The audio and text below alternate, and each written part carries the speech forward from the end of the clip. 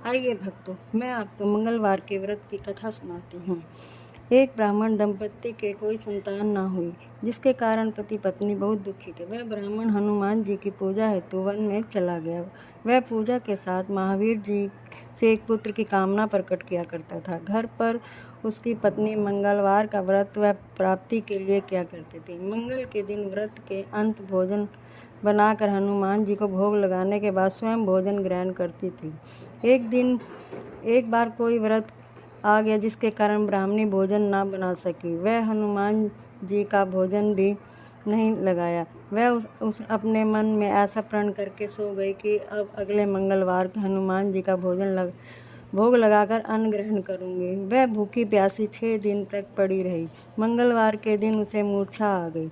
तब हनुमान जी उसका निष्ठा को देखकर प्रसन्न हो गए। उन्होंने उसे दर्शन दी और कहा, मैं तुमसे अति प्रसन्न हूँ। मैं तुमको एक सुंदर बालक देता हूँ, जो तेरी बहुत सेवा किया करेगा। हनुमान जी मंगलवार का बाल रूप में उसको दर्शन देकर अंतर्ध्यान हो गए। सुंदर बालक पाकर ब्राह्मणी अति प्रसन्न हुई। ब्राह्मणी ने बालक का नाम मंगलवार रखा। कुछ समय बाद पश्चात ब्राह्मण वन से लौटकर आया। प्रसन्नचित्त सुंदर बालक घर में क्रीड़ा करता हुआ देखकर ब्राह्मण पत्नी से बोला, यह बालक कौन है? पत्नी ने कहा, मंगलवार के व्रत से प्रसन्न होकर हनुमान जी ने दर्शन देकर मुझे बालक दिया है। पत्नी की बात छल से भरी जानकर उसने सोचा, ये तो उल्टा व्यभिचारिणी अपनी कुलुष्टता छुपाने के लिए बात बना रही है। एक दिन उसका पति कुएं पर पानी भरने चला गया, तो पत्नी ने कहा, मंगल को भी साथ ले जाओ। वह मंगल को साथ ले चला और उसको कुएं में डालकर वापस पानी भरकर घर आया। तो पत्नी ने पूछा कि मंगल कहाँ है?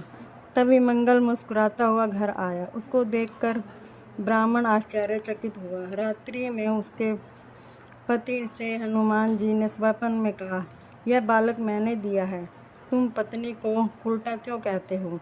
पति यह जानकर हर्षित हुआ।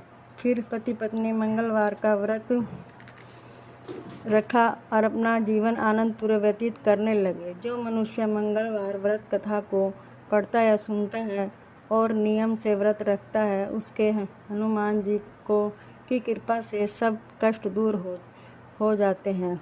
जय बजरंगबली महाराज की।